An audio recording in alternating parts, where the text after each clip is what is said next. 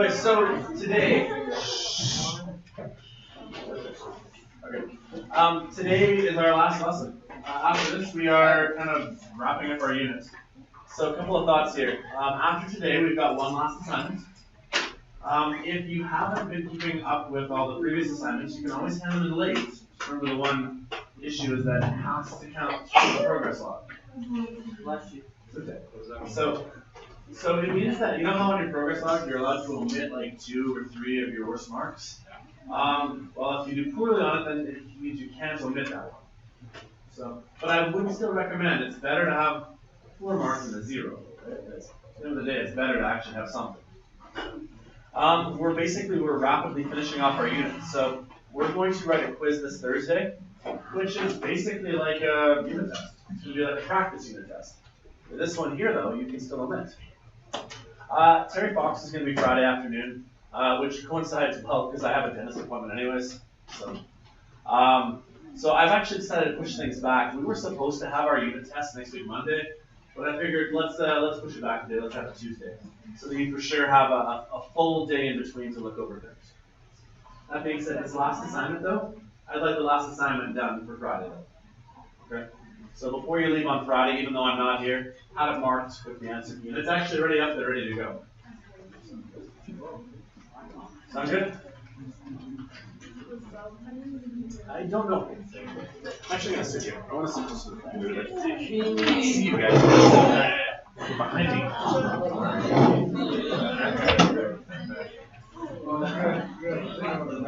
Alright, you guys ready? Let's do our last set of notes. Are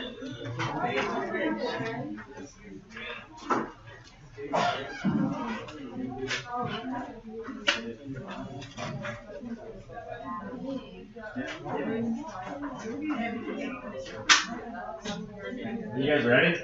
Yeah. Okay.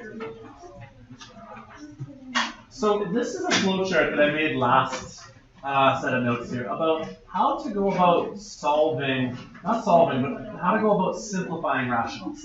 Before we do today's topic, I need to make sure you know the fundamentals of how to add, subtract, multiply, and divide. Multiply is probably the easiest. You factor a whole bunch of stuff and you just cancel away. Multiply is pretty straightforward. Divide is almost as easy as multiply. You factor as much as you can after flipping the second fraction and then cancel away. Those ones are the easier ones. Adding and subtracting over on this side over here are a little more challenging. You still want to factor, but you need to get common denominators before you move on. Those are the main mechanisms, and hopefully we've worked well on them. Today I'm going to introduce one last step. We need to know how to solve a rational equation. What makes something an equation versus an expression? An equal sign, yeah. That's what's going to separate these new examples we're doing here. These things are now going to have equal signs in their places. An equal sign. So, jumping forward to like the very last example, by the time we're done today, my hope is we're going to solve this. So get your like, we're going to try to solve this before we leave. Who got this? Was there ever such thing as 2 equal signs? Well, that's not true. The sign law showed you earlier today actually had 2 of them, but we'll get to that. Okay. Let's build our way up little by little. We actually haven't done these yet, but if we wanted to solve a radical, radicals involve square roots. You guys know how to undo a square root sign? What do you do to both sides of an equation? Hey, square it, yeah. That's the basic premise, right? If we wanted to solve this, we would square this side. We would square this side. Now, granted, we're not working with square roots right now, but that's, that's how you go about solving. It means that you'd have x plus 6 equals 4. You'd minus 6, you'd minus 6. X would have to equal minus 2. That's actually not so bad. But rationals is a bit different. The way that you solve a rational is that you cross multiply. Okay, side note before I go further. So I'm going to say this a lot over the next couple of units. You guys ever watched the movie Pirates of the Caribbean with Johnny Depp? Love that movie. Okay, if you've seen this will make sense, and I like this analogy. there's a time in the movie where Captain Jack Sparrow says to Orlando Bloom's character, what's his name? Will Turner, yeah. Where he says to Will Turner, wait for the opportune moment. Can you hear him say this line here? It's where he's gonna like shoot Captain Barbossa with his last bullet, and he's all about like wait till the opportune moment. I'm gonna say that a lot over the next couple of math lessons, not just this unit, but future ones, where students have a tendency to get ahead of themselves and they try to do mathematical operations too soon. Okay. The thing we're gonna work on today is cross multiplying. And what I'm going to say is wait for the opportune moment. Don't cross multiply just willy-nilly and be like, yeah, I'm going to try it now. Because there is like a time and a place to try it. This would be the time and place right here. Whenever you have a fraction equaling a fraction, you can cross multiply. So now is a valid time. Now is the opportune moment. We could take this x plus 6 and cross it up over here. And we could take the x plus 3 and cross it up over here. That's mathematically valid. It's the opportune moment. But it's not always at that spot. That's what we're going to build towards. If I cross multiply then, the 3 will go next to the x plus 3, and the 2 will go next to the x plus 6.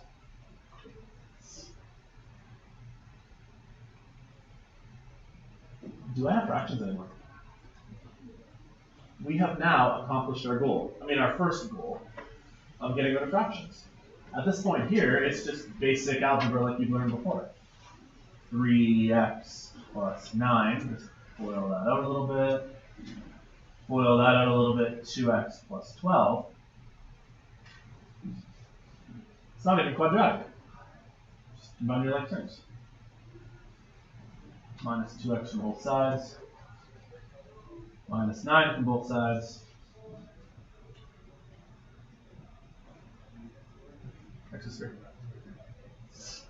Right? Move the ambient noise. I'm going to say this a lot today, but in the future. How do you solve fractions? It's very straightforward. You cross multiply. You have to wait for the opportune moment. Okay? This was an opportune moment. It's a good time to cross multiply. There are times where it might even be mathematically valid, but where we should do a little bit of work first and then cross multiply. So we want to find that right moment to shoot the bad guy with the bullet right before he turns back into a human. He isn't an undead zombie. You guys seen this movie? Yeah. If you have, it makes sense. You know the scene I'm talking about here, right? Yeah. Right. Wait for the opportune moment. Okay. So let's talk about how to find that opportune moment. Before I get to that, let me talk about what cross multiplying actually does. Just in case you're not sure what a cross multiply means to do. You guys see how you have an x plus 6 and an x plus 3 on the bottom of the fraction? Here's what cross multiplying actually is happening at a base level. Whoa. Oh, my YouTube video's ready. Okay. What we were doing here, this, can you guess? Shush. This is what I started with in purple here. What we're going to do is we're going to take both denominators and we're going to set times both halves of the equation on each side of the equal sign by the same thing. I'm going to times this side by x plus 3 and x plus 6. I'm going to times this side by x plus 3, x plus 6. This is what cross multiplying actually is. Because here's what happens. This x plus 6 cancels that x plus 6. Which kind of makes it look like this one came over here to the top. This x plus 3 would cancel this x plus 3. And it kind of makes it look like this one came over there. So cross multiplying is valid. It just, this is what we're actually doing. We're timesing both sides of the equations by both denominators. That's what's actually occurring. But as long as you can understand the like swinging arrows kind of concept, I'm good with that. The key is opportune moments. When is the right time to do that? Is this the right time to be able to cross multiply? And the answer is yes. Whenever you have a fraction equaling a fraction, that's a good time to do that. Because what you could do is you could take this x and times it up there. You could take the x minus 6, toss it up there. You don't even have to do any work. This shows you the whole work here, right? What happened here? Well, they foiled it out, right? What happened right here? Okay, now they kind of foiled it out. See how there's an x squared on both sides? Yeah. Bring the 4x to this side here, make it plus 4x. Bring the 12 to this side over here, make it minus 12. Combine the like terms, divide by -4, and you got your answer. The key though, cross multiplying, that was a good time to do cross multiplying.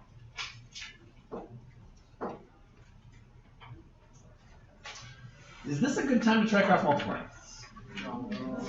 How would I even go about it? I mean, some kids, they make an attempt. They make a valiant attempt to cross multiply, and they say, I'm going to cross multiply this 6x plus 12 up here, and I'm going to cross multiply this x plus 2, I don't know, right there. But like, can you see that this is not the opportune moment? We have to make it the opportune moment before we cross multiply. So don't get too far ahead of yourself when you're trying to solve these things, because sometimes this makes it worse. In order to have that, again, opportune moment, you need to have a fraction equals a fraction. Over here, we've got two fractions. So this is why we had to build our way up to this. These two fractions over here, we need to put them together first. So this side over here, the 1 over x minus 2, I'm going to leave that for a while. We're not ready for it yet. These two fractions right here, I have to add them. I have to make them one fraction before I move on. Now we have to go back to what we learned last week. How do we add fractions? So who's got a flow chart nearby? What's the first step? Factor, yeah, go factor crazy. X squared minus 4. We can factor that. X plus 2. X minus 2. What about 6x plus 12?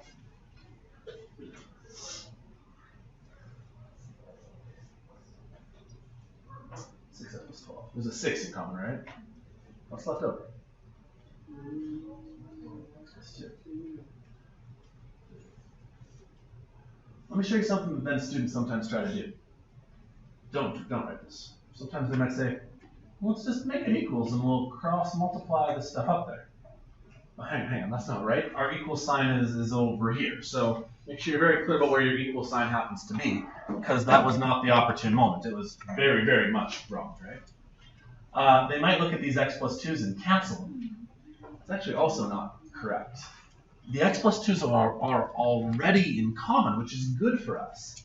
But we need to have common denominators. So although, yes, these are already in common, we don't cancel them. See how there's a 6 right here? Well, I'll put a 6 here and here. Now there's a 6 on both of these ones. Okay, this guy's got an x minus 2. This one here needs an x minus 2, right? Mathematically, it's fair to put an x minus 2 on the top and on the bottom, because that's basically timesing by 1. It doesn't change it. This 1 over x minus 2 sitting over here, it's just going to sit there the whole time. We're not ready to work with it yet. It's not opportune moment time yet. So the bottom of our fraction is now 6 x plus 2 x minus 2.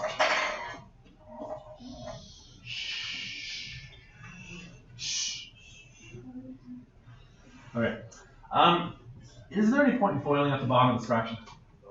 Okay, and I've given some reasons before. The reason why is that although you could, it's not going to help. The reason why it won't help is that there are no terms for this thing to combine with at this moment yet. But I could do some work on the top. 6 times 2 would give you 12. If I FOILed this out, it would give me 10x minus 20. And the reason why that's useful is that these terms on the top, they can combine, right? The like terms would be, well, the 10x just kind of sits there. Right? What is 12 minus 20? We can put those together, right? This would give you a 12. That gives you a minus 20, gives you a negative 8.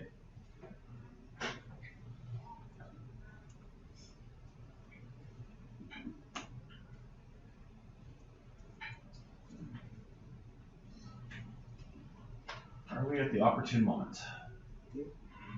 We have fraction equals fraction. Now is a good time to cross multiply. Before this point here was not a good time, but now's a good time. So I'm going to make sure that I'm bracketing a lot of stuff to death here because I need to make sure I'm not missing anything. So basically I'm going to throw everything in a bracket. Now is the time to cross multiply. So here's where we're going to go. The 10x minus 8 is going to go next to an x minus 2. Because this guy's coming up top.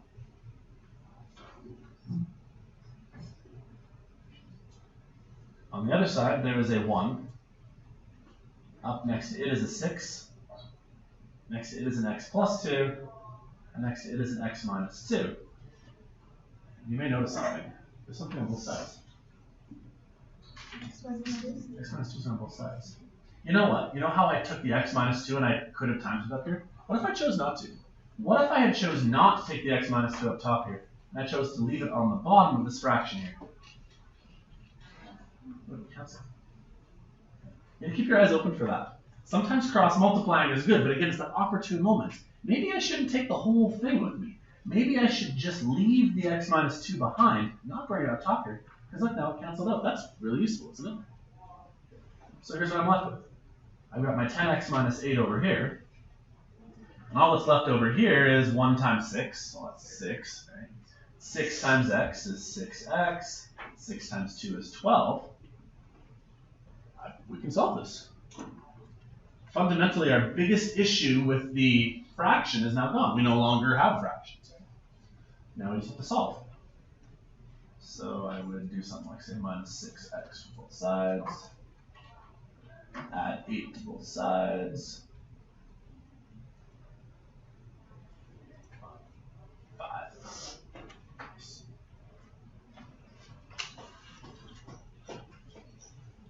I would say that the steps for solving these things, there's only one more step. Cross multiply. You have to cross multiply at the opportune moment. You have to have a fraction equaling another fraction before cross multiplying really makes sense. And you may not even want to cross multiply everything. You may want to leave something behind so that it can cancel. Okay, one example down. How does that make sense? Is that okay so far? I mean, that one I showed you way in the future. We're building to it, right? Little by little. So let's take it to the next level. Let's try this one. Right off the bat, you have to catch my typo. Let's see where I screwed up.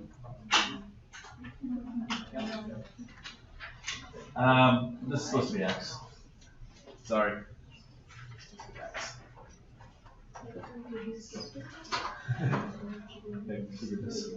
Okay, so think the opportune moment. We are going to cross multiply at some point, but is this the moment to cross multiply? No. Okay, we'll get there.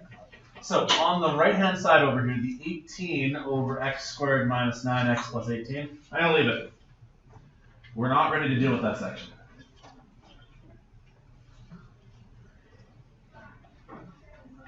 Over here on the right hand side though, sorry, that's the left hand side. Let's focus on this for a bit. Can I put these things together? Yeah, that's why we've been working on fractions for a bit. Okay, this one over here has got an x minus 3 on the bottom, right? So I'm going to put an x minus 3 over here, and to compensate, 1 right there.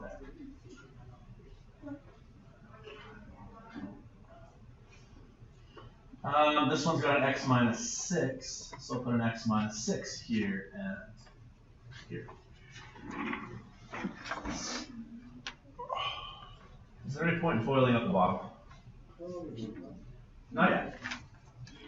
Because does the bottom have anything else to combine with?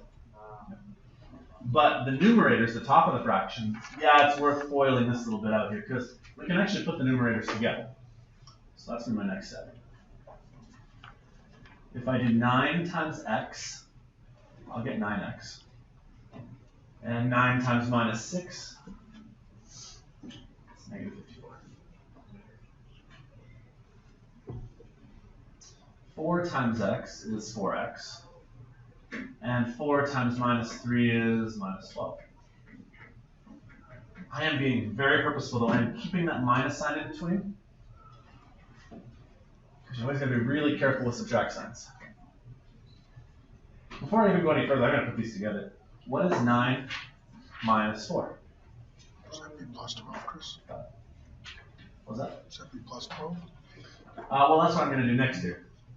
This negative and this negative right here are going to become a positive, right? We need to double subtract. So minus 54 needs to essentially add to 12. Make sure we're careful on that, right? This negative and this negative becomes plus 12. So minus 54 plus 12 is minus 42. Bottom of the fraction is still x minus 3, x minus 6.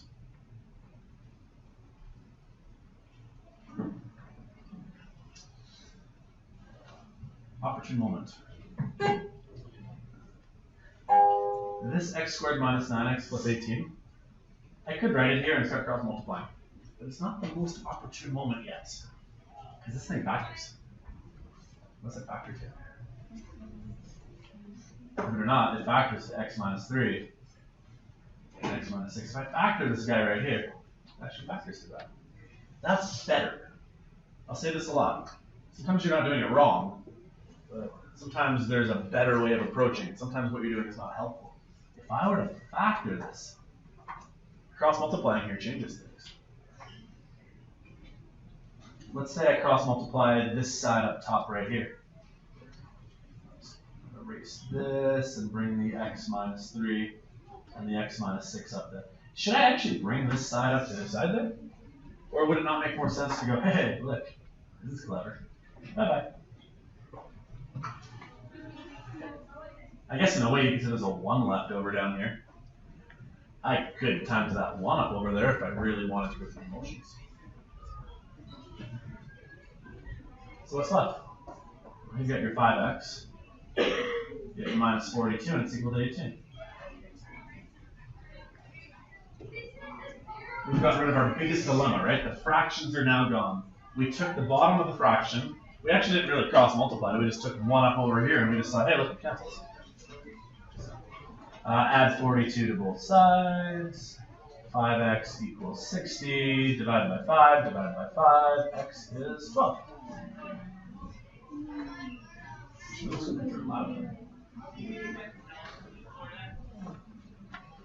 That makes sense. The hardest part about this is going from level 2 to level 3. Watching me do it is one thing. Doing it yourself, it's like a lot of little Jenga pieces that need to get put together, right? You have to be able to factor. You have to know how to work with fractions. You have to know how to deal with the subtract sign with common denominators. You have to know how to cross multiply. So there's a lot of little steps along the way.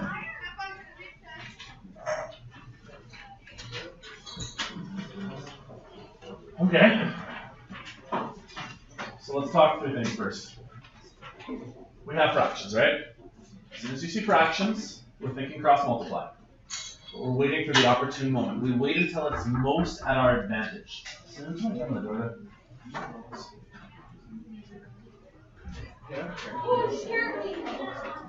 Okay.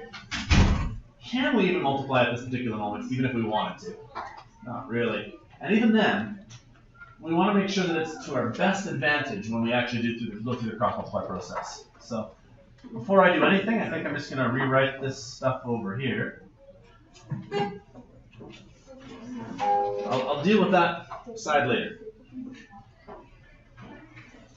So I'll pick another color here. Here I've got 4x minus 1 over x plus 2 and x plus 1 over x minus 2. They aren't common denominators.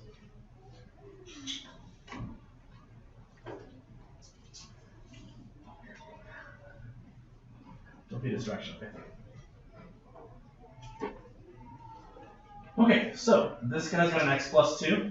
This one does not. So I'll put an x plus 2 top and bottom.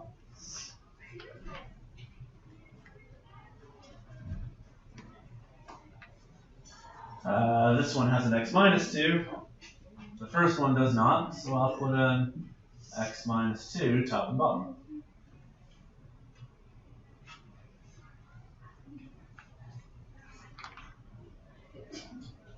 Foil the bottom? You could, but I don't think it helps yet. That's not really the goal of what we're looking for. Foil the top? Yeah. Good. So I'm going to foil the top. 4x times x will give you a 4x squared. 4x times minus 2 will give you negative 8x. Negative 1 times x is another negative x, and there's a plus 2 there.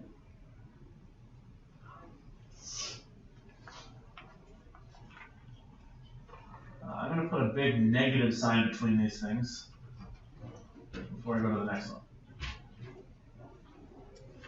Yep. Alright, so let's spoil the next half here.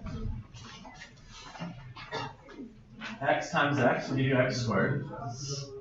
1 times x will give you 1x. X times 2 will give you 2x, and there's a 2 left over. I'm just going to draw an arrow just to indicate that, like, this fraction over here, I'm not really ready to work with it yet. We'll get there. You can do whatever works best for you. You can actually rewrite it if you really wanted to, but I feel like that's just a waste of time. The bottom of this fraction, then, is x plus 2 and x minus 2.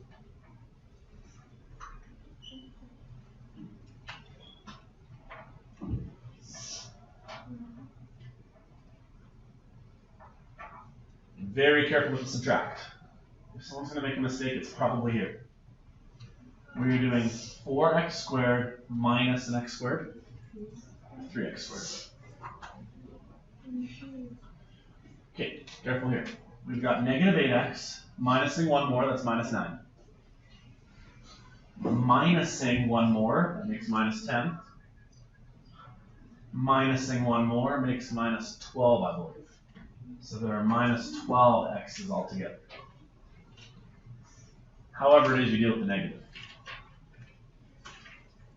2 minus plus 2. 2 minus 2 is 0. We don't even do it. Done. Perfect.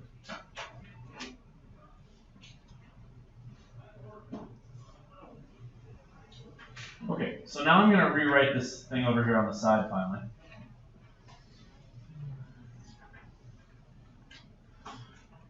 Is it valid for me to cross multiply now?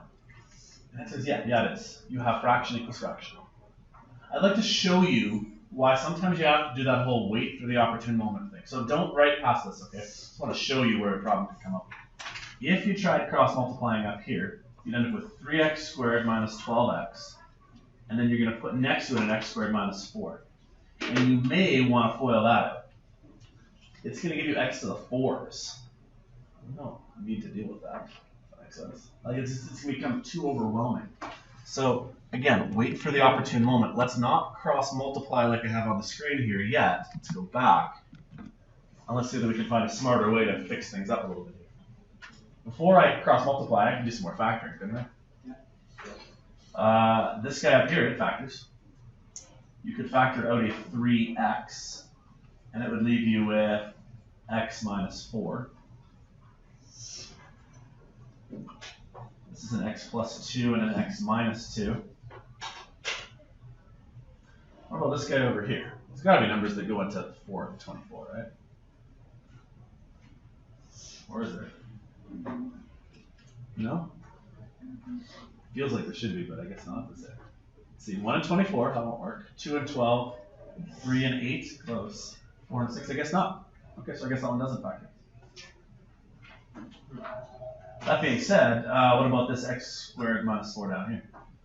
That's a different squares, right? X plus 2, x minus 2. Now is the opportune moment. Now let's consider a cross multiply. I think maybe you'll see the exact same thing came up again, didn't it? If I were to cross multiply this x plus 2 and this x minus 2 up to the top of this other side here, it would be sitting up here. X plus 2, x minus 2. Cool. Look, I can cancel that. Right? I guess that's it then, right?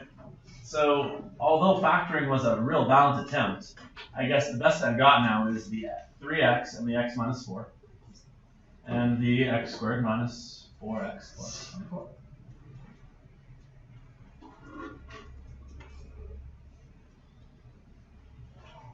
Our main conundrum, though, of fractions is now gone.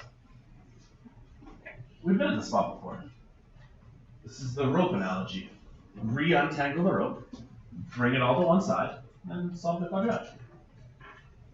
So this will be 3x squared minus 12.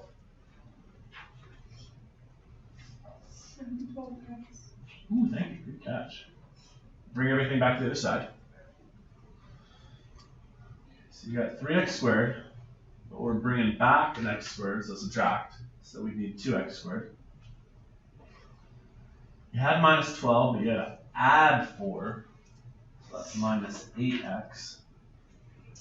And 24 comes to the other side, we'll make it minus 24.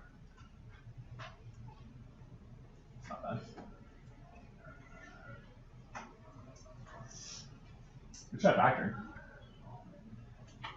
You want to try factoring, or should we just go right to the quadratic formula?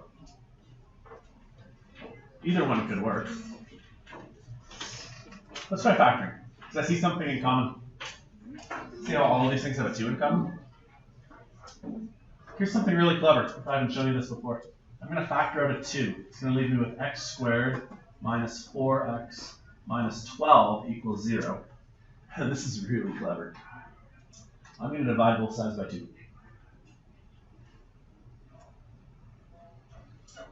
What happens when you do 2 divided by 2? Gotcha. This is cool. What happens when you do 0 divided by 2? Still 0, actually. So now it's really x squared minus 4x minus 12 equals 0. All right, we need numbers that add to give minus 4. Sorry, you're going to have to give me a little more time. We're not quite there. All right. Sorry. And times minus 12.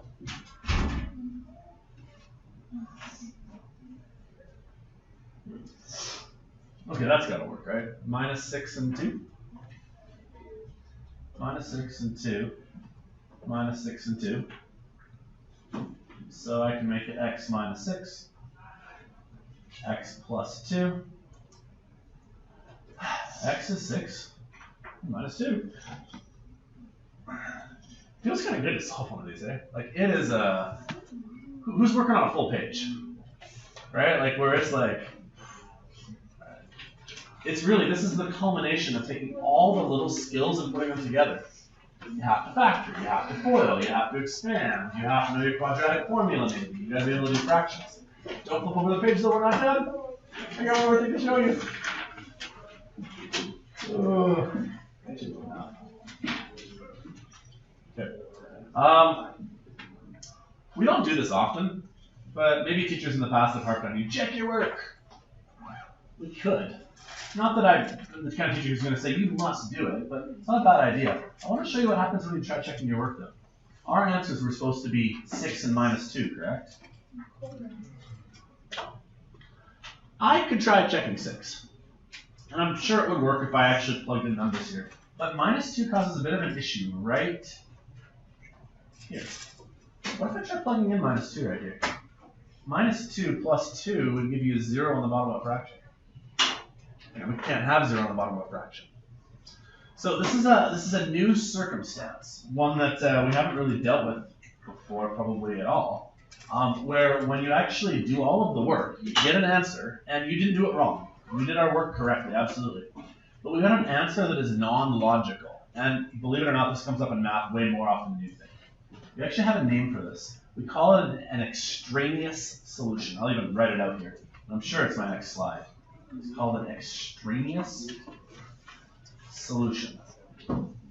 Where -2, if you try checking -2, it's physically impossible. It usually happens when you try to divide by 0.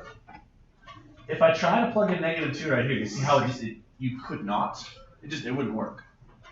It means that although we did our work right, there is actually only one answer. The only answer is 6. I don't have a great explanation at this point for how extraneous solutions come about, but essentially what happens is when you solve the question, you do it right, you get 2 answers, but somehow in the course of doing that, you pick up an answer that is non-logical. It never should work. And so we always have to double check and make sure that we don't somehow have one of those. Is my next slide about this? I hope so. Oh, I didn't put anything on extraneous. I feel really silly now. Okay. So let me talk a bit more about extraneous then.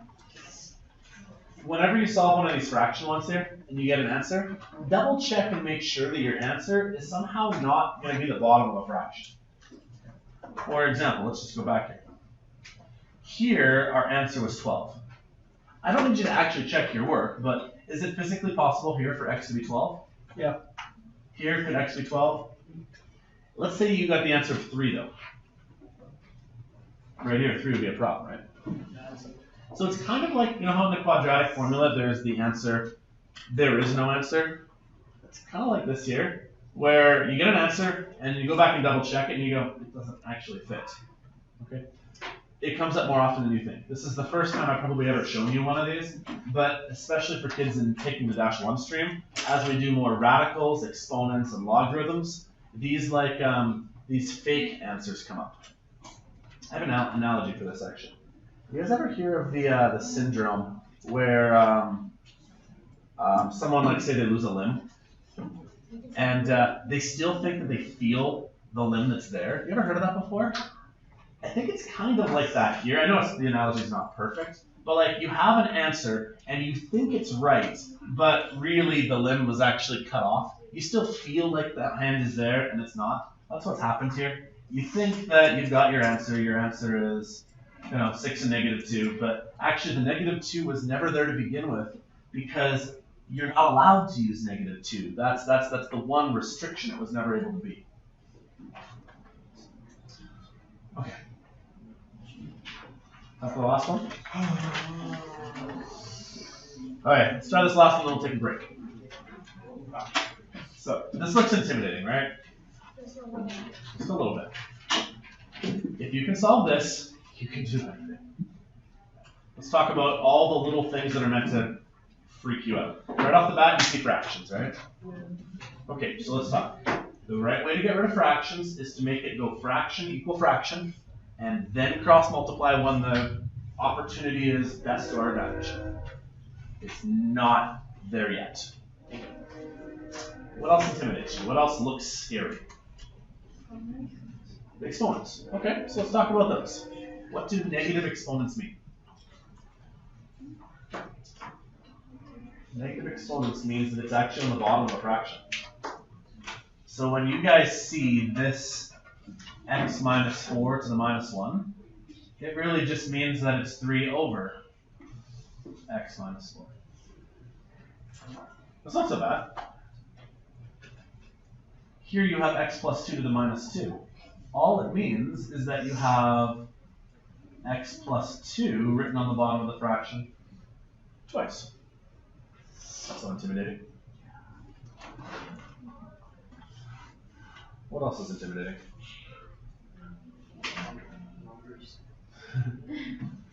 Okay. Divided by sign? What's the rule for divided by sign? Okay. So why don't we start a new line of work here? I've taken this negative exponent, wrote it on the bottom of the fraction twice. I took this negative exponent, I'm going to write it on the bottom of the fraction once. Why don't we flip this fraction here? Let's work on that next. So we've got 3x over x plus 2, x plus 2. But rather than dividing, I'm going to multiply it. And the x squared plus 5x plus 6 comes up top. And the 3x squared minus 3x goes to the bottom. Okay, still need to add the 2 over x minus 1. And it's still equal to 3 over x minus 4.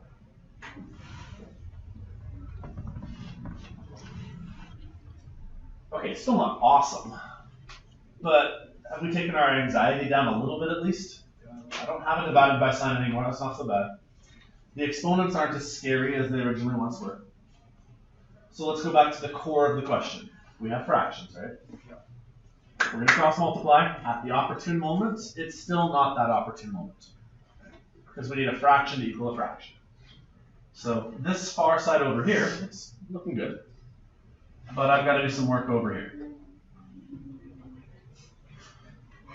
Some stuff's even factored.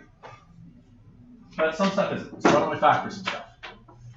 So this 3x and the x plus 2's, we'll just leave them there.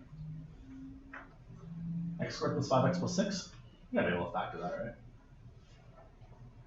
Add the 5 times to 6. 3 and 2, yeah. I'll write the 2 and then the 3. What's in common between a 3x squared and a 3x? 3 and x, right? Should leave me with an x minus 1. I'll just draw some arrows here.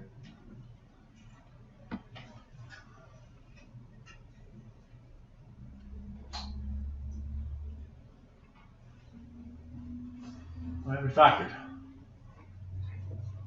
You guys see anything that can cancel? There's a lot of stuff actually that can cancel.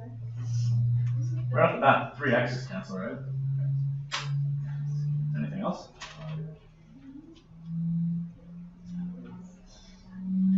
Olaf's doing his auditory test in the room. Do you guys see how the x plus 2's would cancel as well? Anything else cancel? Can these x minus 1's over here cancel? But it's actually useful in the next step. So let's write out what's left. We've got x plus 3 over x plus 2. That's so distracting. If that glass back there behind you breaks.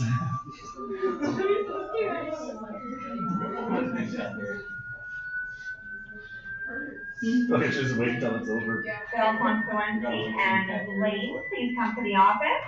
Bell and Lane, please come to the office.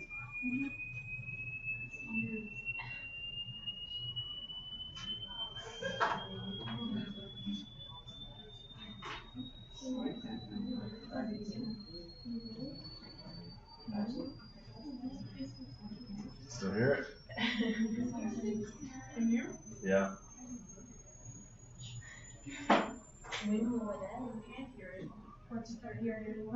Yeah. Once it gets past the pitch that human ears can pick up. It's gone. Yeah, gone? I can still hear it. I can hear it. It's about gone now. It's gone. Alright. Okay, back to this here. Do you guys see how we already kind of have common denominators? Why is it minus 4? Again. There's also maybe plus. Ah. Isn't it plus 2? Ooh, good catch. Thank you. Good catch. Good. Big mistake, wasn't it? Alright. Common denominators. We need to throw what? Let's see, we need an x plus 2 here and here. Just draw an arrow. Tear that down. Okay. Foil at the bottom. Really not purposeful at this point yet. I could foil this little bit at the top here.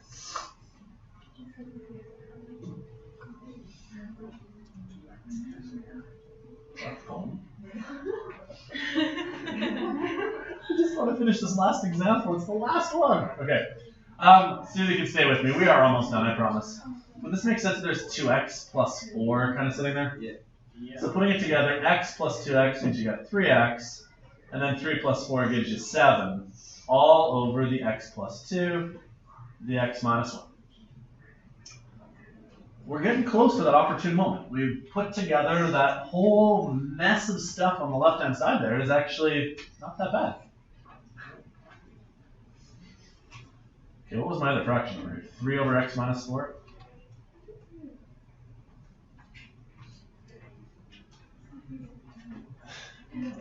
Yeah. Anything that we can kind of cancel before we cross multiply, or is this as good of a moment as we're going to get? Good as the ones we're in. Shoot the bullet in the captain's heart, I guess. I don't know. Right now it's time to cross multiply. Alright, so we need the 3x plus 7 to go with the x minus 4. We need the 3 to go with the x plus 2 and the x minus 1. And at this point here, it's a lot better, right? Our fractions are finally gone. You can see that this is really the culmination of a whole unit's worth of work. Because we still have a ways to go, right? This is now my not analogy. We need to FOIL this all out, bring it all to one side. So, 3x squared plus 7x minus 12x minus 28.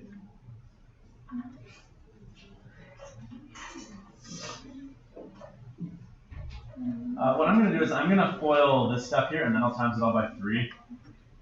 So I'm going to have x squared. I'll make it 3x squared. I would get a 2x. I'll make it 6x. I would have a negative x, so I'll make it minus 3x. I have a minus 2, which I'll make minus 6.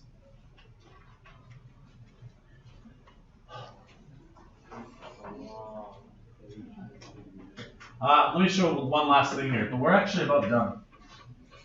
At the top here, I actually wrote it, just write it until you can get a polynomial expression where it equals 0. Sometimes for really long questions like this, I'll say, look, we've been working at this for like a whole page here.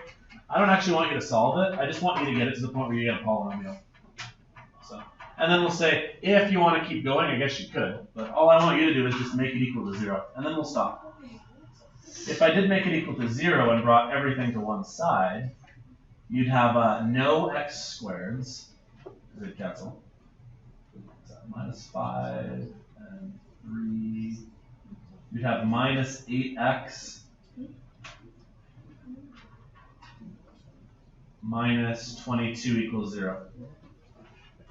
This one actually turned out pretty good. I did that right? You're looking at me funny. Did I make a mistake? Is this actually quadratic? There's actually no x squareds left. But if it was quadratic, how would you solve it? Okay. So, like, assuming we could get to this point, if you know how to use the quadratic formula, often what I will do is I will just say stop here. And just say good enough. You know how to use the quadratic formula. It's going to give you 2 answers. It would end the thing for us, but hopefully you'd agree. We've done enough work as it is. This one here, though, wasn't quadratic. So if we wanted to solve it, if we wanted to keep going, we'd say negative 8x will equal 22, divided by minus 8.